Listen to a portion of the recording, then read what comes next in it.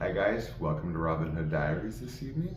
It does not get more unscripted and impromptu than this evening. I didn't really think, sometimes I'll make I don't know, words, like 4 words, to trigger stuff. But this is very close to me. I will try and kind of run it through. You have the preview. It said I was forced way early on to, well, not forced, interview. They don't have human resources as the Queen Mary. Audition to be a female impersonator in 81, 89. This is years before I started doing drag. So officially, Tim had died, my partner. This is all going from 88 to 91. So then my best friend in the whole wide world was his brother. He also was HIV impacted severely. And so towards the end of his life, I was in and out of hospitals like 20 times over 3 years. 60 times. Anyway, so we lived in the last apartment of the whole kind of saga, like we ended up on Holloway in this apartment, just Johnny and I. And I had waited tables for so long, you guys, I could not bring myself to go back to waiting tables. Like when I got married, rotating through 3 restaurants and doing catering, I just couldn't with food anymore. It wasn't just the food. So, certain things that didn't occur to me. I needed to do something fast. I thought creative. What can I do creative? And then I thought, oh God, well, I used to do that when I was, 3 with my mom's hat and shoes. It's not like it never occurred to me, but I was kind of a girly boy, but I wasn't like into girly, like dressing up girly necessarily, actually until much, much later. Okay, so here I am in the situation. Johnny is very ill. It's just the 2 of us and a friend, Margaret, who was a friend of his. We met through him, and she was already a friend of his at some point. So she was, point being, she was able to give me a ride and watch this debacle. Okay, so I have this, cockamamie idea that I'm going to be a female, not a drag queen, a female impersonator. So, okay, this is just harebrained of me at the time. So, running through, I'm studying with a woman by the name of Judy Kerr, who is a protege of Joan Darling, who I also studied with. And I tell her I need a choreographer because I'm going to do a number. And she refers me to a student of hers who studied with Barbara SHARMA. Barbara SHARMA ended up becoming a very close friend of mine. She was Bob Fosse's one of his lead dancers in The Girlfriend and in Sweet Charity on Broadway. We got together, we became fast friends, but beforehand or during, she choreographed the number for me. Now, I had gone on Highland Boulevard in Hollywood and so I decided it was going to be ANN-MARGRET. It was the closest thing I could think of. I had seen it at La Cage in West Hollywood. I thought, Okay, so I've decided on ANN-MARGRET. So she choreographs a routine for me, old style Vegas, wedding ring on my hand and boo. But it took a while to do this, and I wanted it, of course, letter perfect.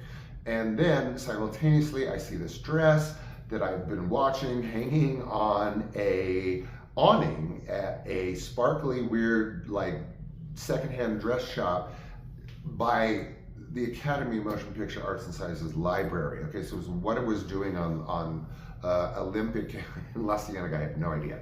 So I grabbed it. It was a black sequin dress. All my dresses when I did drag I had to go to a tailor because they had to be cut up to the hip. And maybe that's where I started. So it was a perfect dress. I had seen her in a similar dress, red of course, and so that was that. Accessorized it a little bit, got big diamond hoop earrings. Not like Christy Love, but appropriate. And then there was the hair. So, I mean, this is all so friggin' new to me. So I get a wig. I'm studying her pictures, like a few of them, like, kind of the Vegas-ish, later-ishy, like where she fell off the hand. Oh, that's not funny. She really hurt herself quite terribly falling off this gigantic hand during one of her numbers. So I decided on this red wig, right? Okay, so I didn't know that wigs have to be thinned out. If you're doing it seriously, you don't just buy a wig and throw it on your head. Ask any Sephardic Jew. No, I hope I got that right.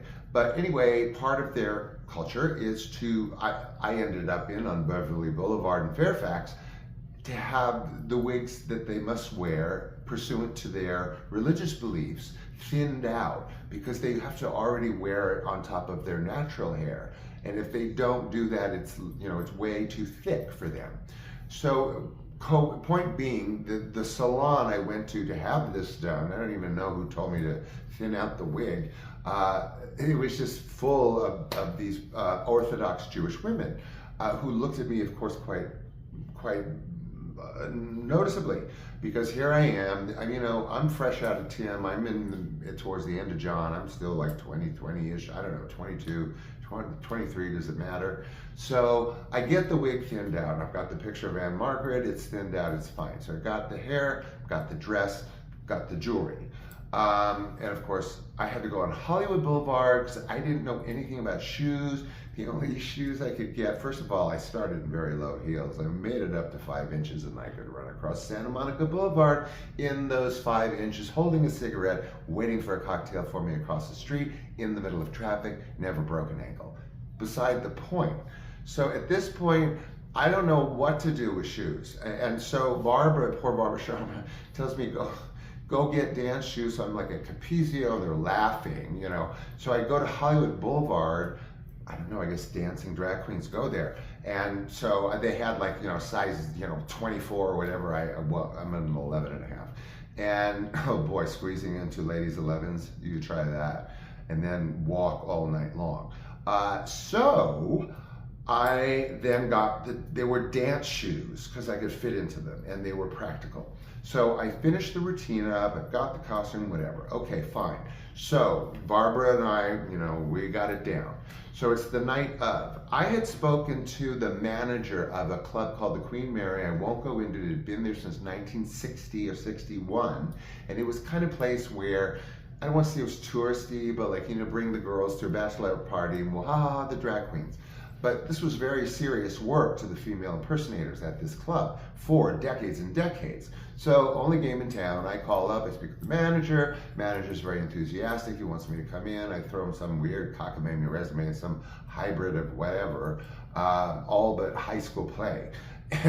To like, I don't know, make it creative and draggy. So I get an appointment, but he says it has to be after the show, the evening's show. You have to come in like at midnight, or honey, the back room was popping way past midnight, but the front room had to be cleared, the stage, you know, wherever. And so you have to come in after midnight.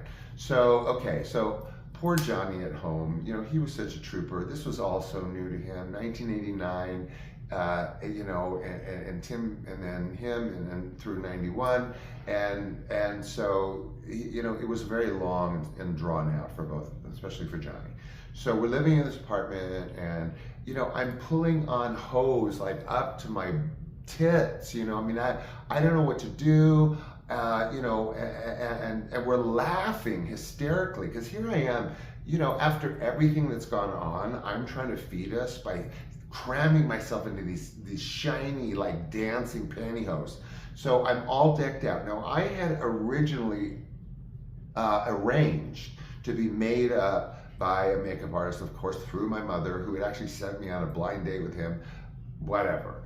Anyway, he was a very nice guy, and I said, this is what I'm doing, blah, blah, blah. So I go to his house, and he fully decks me out as ANN-MARGRET. You can't tell in the preview picture, but it was letter perfect. So I leave his place. Margaret, the friend, decides, I don't have a ride. I'm not driving like this. I gotta, you know, stay powdered. So she drives me over Laurel Canyon in an open station wagon where everyone and their mother's looking at me. It's the first time I've ever been in drag. You know, hoops are flying and the wind is blowing and the red hair, thinned out wig. So I get there, so we get there, okay. You know, it's cleared out a little bit. Now these girls I've seen perform before. Okay, not much, but I've been to the rodeo a few times. So I'm at the club, and I'm fully prepared, right? So I get there, and you know, a couple of the queens are like, you know, I get like starstruck by, you know, like a rock. You know, I get like weird stuff, like not like y'all. No, I'm just kidding. So I got my tape. I'm ready to go. It's a song called Lovey Joe, which was a George Burns song that ANN-MARGRET lifted and did in her Vegas act. But this was early albums, like not even Vegas. This was like when she had those sexy, cute albums. Lovey Joe, oy, oy, oy. So, okay, I get on stage. We're all ready to begin. The guy's got the track. Track begins. He's got it going way too fast. You guys? So now I'm doing double time on this routine. But what am I supposed to say? He probably can't fix it. And I'm screwed if I, you know, the show must go on, you know, it's like, make it work, Project Runway from hell. So he's it's not double time, it's like quarter time. So it's like, it doesn't sound like, you know, like the Chipmunks or anything, but it is not what it's not what I rehearsed. Okay, so I have to do the routine, like the fuck, Alvin. No, not that bad. I really pulled it off well. I did it, it's just faster, less showtime. So anyway, I pull it off. He's very enthused as this guy could be. I mean, he looked like an undertaker, but whatever. And one of the girls that I was a big fan of, I'm finished, and it's before I get over to him, and she pulls me over. I love her. My husband and I bumped into her a million times in public, years later, long story. So she pulls me aside. Okay, hold on. She goes, honey, you got way too much class to work at this place. Never forget it. One of the most beautiful compliments I've ever received, and considering the source, thank you, dear. So go over to the guy. So the manager guy, like I said, is enthused as he could possibly be. He wants me to do it. He wants me to start, but he's got this thing where he needs a Joan Rivers. Now, whatever, I mean, if you manage drag clubs, I don't know, maybe everyone needs a Joan Rivers, but he was in desperate need of Joan Rivers. I said, well, I can do a good Carol Burnett, and I can do ANN-MARGRET, and blah, blah, blah. I'm like steering him away from Joan Rivers. You know, oh, me, Joan Rivers? I really don't think so. First of all, I'm 6'2". So he's like, you know, I really need Joan Rivers. So think about it. If you can pull off Joan Rivers, I'm like, okay, well, he's like, no, memorize the whole routine. I'm like, oh, you go vault. Now I got to memorize Joan Rivers, you know, routine, pull, oh, yeah. So I'm like, okay, I can pull it off. You know, 2 movie stars and Joan Rivers. And he's like, kind of, you know, again, enthusiastic as possible. And I get back in the car with Margaret, and I have this thoughtful drive home, silent, quiet, as she's driving over Laurel Canyon. And the window's open, and that, you know, of course, the wind's blowing through my thinned out hair from Beverly Boulevard with all the Orthodox women, except mine was red, they were all brunettes. So I end up at home. And Johnny and I have another laugh about the whole thing as I'm pulling off what I was pulling on that was cracking us up to begin with. And long story short, I chickened out. I chickened out, number one, because I'm not doing Joan Rivers. I knew I couldn't pull it off, and it's like a nightmare idea. And he wouldn't do it without Joan Rivers. Plus, even without the Joan Rivers, I'm not sure I would have done it. I don't know. You never know. So that was my story. We've got lots to unpack about that apartment, about that time, about Johnny, because, you know, I've kind of pivoted to some other ideas about my next book, and my book after that. So we'll see where we get around to all that really kind of interesting showdown and hoedown and hootenanny. Not kidding.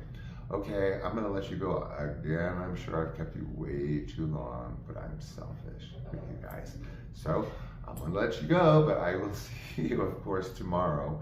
I don't know what day tomorrow is, but I'll see you then, okay? Love you, bye.